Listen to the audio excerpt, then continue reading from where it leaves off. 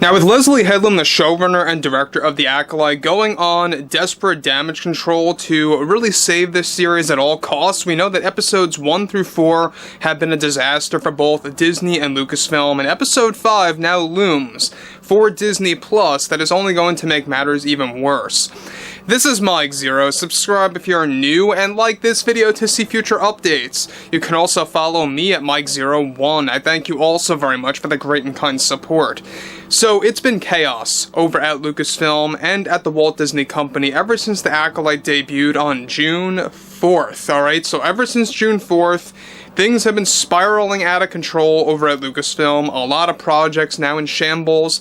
A lot of those attached to this project actually getting, of course, a let go and everything else related to Kathleen Kennedy and Leslye Headland, really going in a back and forth situation against the Disney heads. More on that a little bit later on in the week. But what's interesting about this moving onwards has a lot to do with what's been going on with Amandla Stenberg. Alright, we all know that she plays Osha and Mae in this series, and there's been a lot of drama happening between Disney and Lucasfilm. Let's get into it.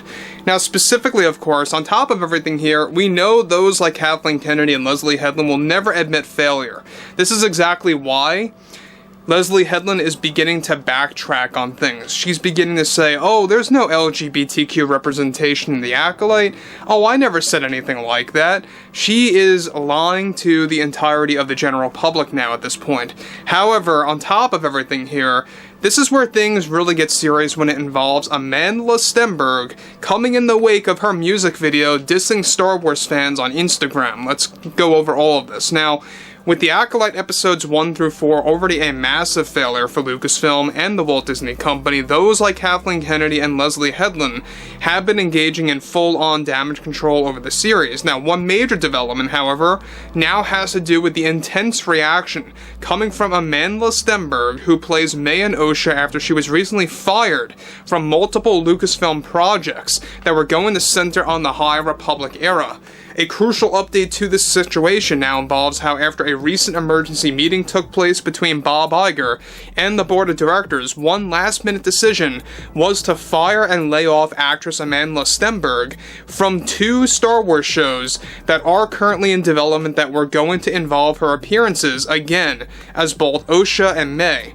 These shows are not going to be confused, of course, with The Acolyte Season 2, however, which is already in shambles. It turns out that one project that Amandla was let go from, after being very problematic with not just her contract deal, which, by the way, was going to be anywhere between $15 to $16 million total, the decision was prematurely made by Bob Iger and the Disney heads over a week ago and was just recently finalized in one of their emergency meetings as a response to that music video. Now, the drama has been so intense it has been rattling throughout all of Lucasfilm since the Lucasfilm story group, Leslye Headland and Kathleen Kennedy, are already reportedly grouping together to stand up for Amandla Stenberg and her existence in the Star Wars world and at Lucasfilm. However, the recent music video that was released by Amandla reportedly was not given permission by the Walt Disney Company to produce, and this was apparently the tipping point in which the board knew they couldn't just walk away from this, since the backlash was far superior than what happened with Rachel Zegler mocking male characters and the original Snow White 1937 film.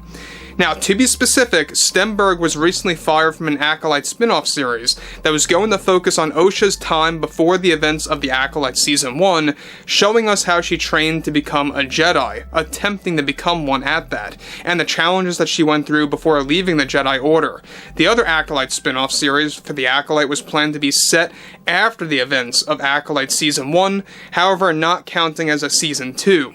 That would focus on one of the sisters becoming a full-fledged Jedi before the events of The Phantom Menace.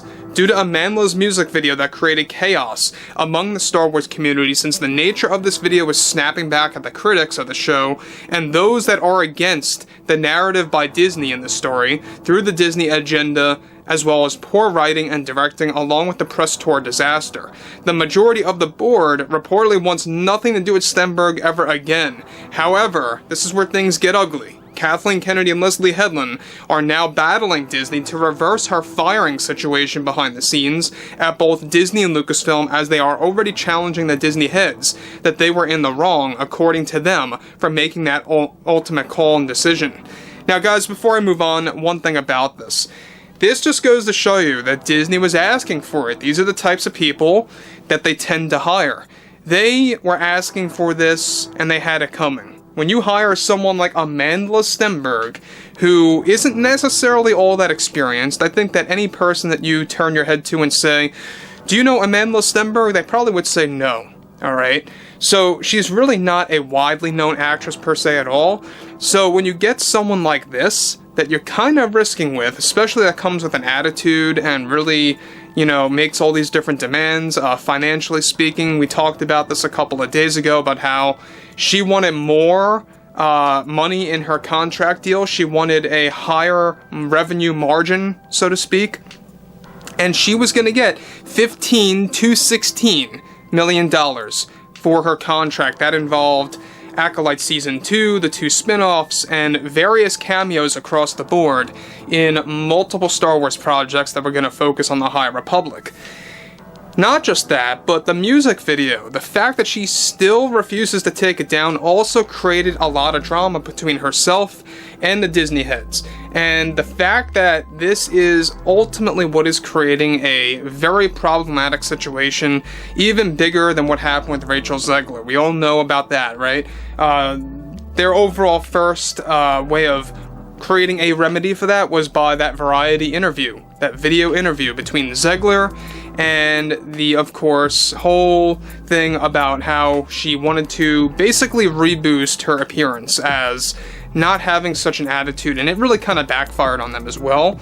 But interestingly enough, I mean, a very interesting situation now. You have those like Kathleen Kennedy, the Lucasfilm Story Group, which by the way does involve Dave Filoni. I mean, he's the chief creative officer, and he even is standing up for Amandla Stenberg. So look, I keep on saying this. I don't believe at all for 1 second that Dave Filoni is being forced against his will to do whatever Kathleen Kennedy is doing with the Acolyte or the High Republic or any of this other nonsense that's been coming out of Lucasfilm. Dave Filoni's all for it.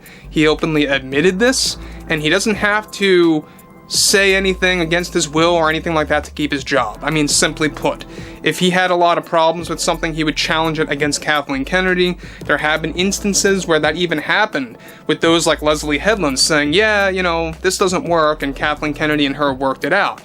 So, Dave Filoni wrote a lot of notes on this show. And yes, he didn't direct or write it, but he did write notes on the show. He gave the okay on some of the episodes. And that's a big deal, because it just goes to show you that he's all for everything that Disney and Lucasfilm has been throwing out there. But moving on here, Amandla Stenberg reportedly also got involved in heated arguments with the Disney heads, and not only played the race card, but also claimed that Disney was not respecting her non-binary status. So again, I mean, all this gender nonsense, right? When you hire people like that are so caught up and wrapped up in that overall ideology, and if they make that a big problem for their career, when things just don't work out, that's when you know you have a big problem on your hands and who you are ultimately dealing with right from the get-go. Yeah, I mean, look, we all know that this is a disaster. I would like to hear what you all have to say about this below in the comments, and if you guys did enjoy the content for today, make sure to drop a thumbs up on this video to support the channel, and I will catch you guys later.